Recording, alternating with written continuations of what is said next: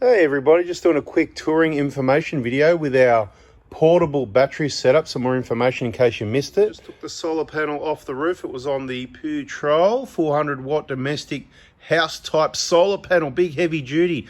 It used to charge the battery, when I say used to, when it's on the roof, on a cloudy day in 2 or 3 hours. Just crazy. And I thought you might like to have a look in the back of the vehicle just to see while there's some light shining, while it's fresh. That's where the battery box was.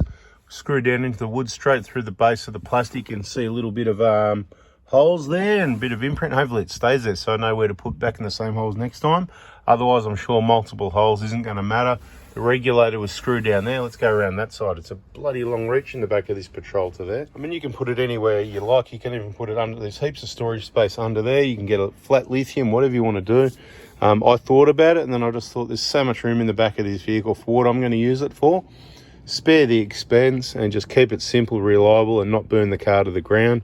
So there's the holes that went into the timber regulator. There was a couple of holes there and there. That's where that all sat. It's just out for the moment because I needed more room in the back and I don't need a fridge for this trip. Which trip? There's always another trip, but that's in other videos. Subscribe to the bell if you don't want to miss it. So this is the old September 2019 Optima that it was in the 120 for a fair while, so it's done a lot of cycling.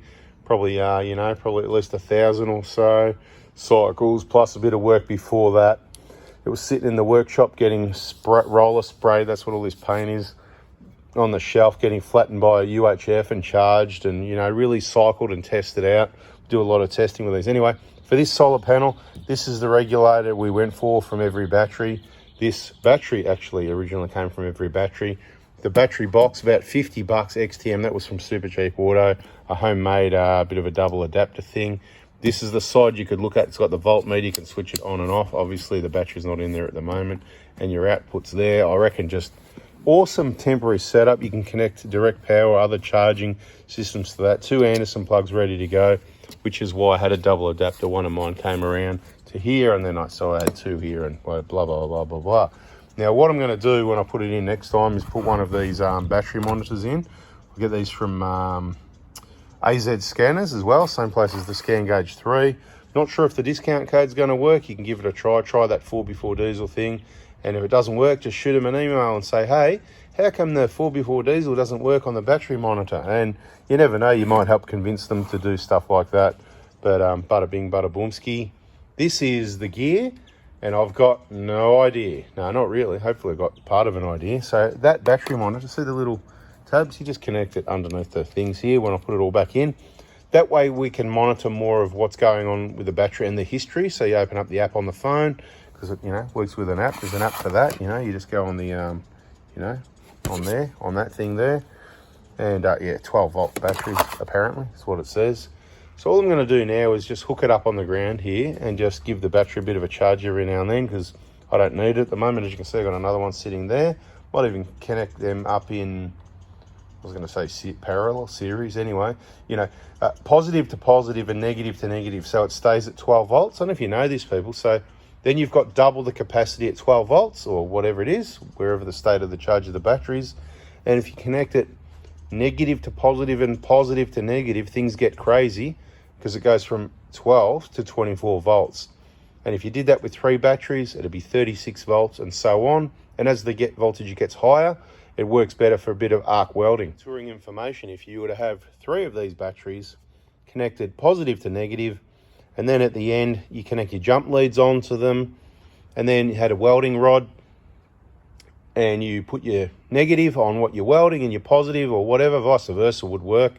And a welding rod in the clips nice and tight, and you touch it and it's going to short out obviously, and it's going to do some pretty decent welding for you. And I think more batteries might even work better, but from memory, about 3 batteries, 36 volts was the standard where you want to be. So if you're on a canning stock route or something like that, and you've got some welding rods and jump leads and you can pull batteries out of cars, you can actually weld stuff up. But obviously remember, you might damage or flatten your battery in doing so. Flatten it more to the point.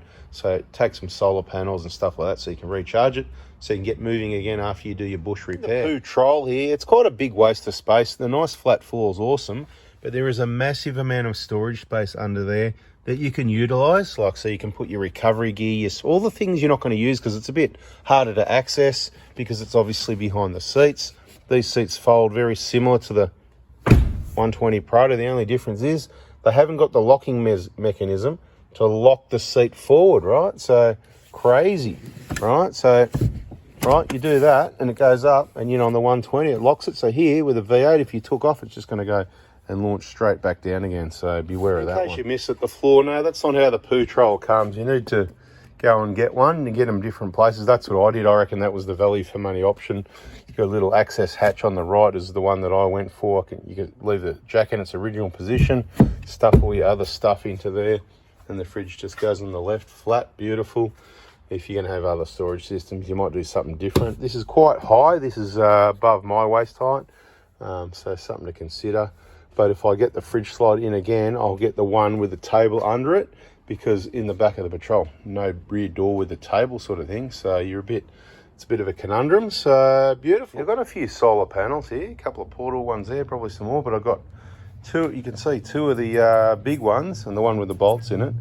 That's the one that was on the roof, right? So bloody big sucker, eh? And we just put the Anderson plug mounted direct on the back. I'll just show you that again in case you missed it. So you got this, we put the fuse there, added a fuse into it, work out which one's the right wire and Anderson plug, and just mounted it there for easy access. So this is all information, a little bit about the Patrol and how you can set up the floor. And there's also a power socket here, so if you wanted to have a fridge and just have it running while the car was running, you can just use that if you want. Anyway, that's it. Just wanted to show you a few things in case you missed it last time. There's a playlist on probably both of our YouTube channels about this vehicle setup and this battery system and batteries, solar, fridge information. Check 4x4 Diesel and 4x4 Adventures. Hopefully it helps. Catch you on the next one. And this is the sort of thing I do, right? So at the moment I've got the battery monitor on, connected on the blue battery. Blue one started off at about 12.6. Yellow one started off about 12.35. They're both connected together. They've just got alligator clips on them, Anderson plugs to a double adapter, from the double adapter to the PV in, and you can see it's already on absorption as soon as I connected it. It's 14.3 volts at the moment.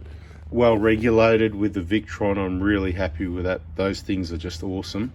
Never used one before, didn't know how good they were, and they are. And you can get a smaller, cheaper one than that. That's the 150. Maybe for this panel's what you need, but I reckon you could probably go 130. But that's what was recommended by the experts, the gurus. And there's the panel just laying there. Look at it, just laying in the sun doing its thing. I'm not sure I'm going to learn anything from this any more than what I already know, but I do these things and that's how you learn.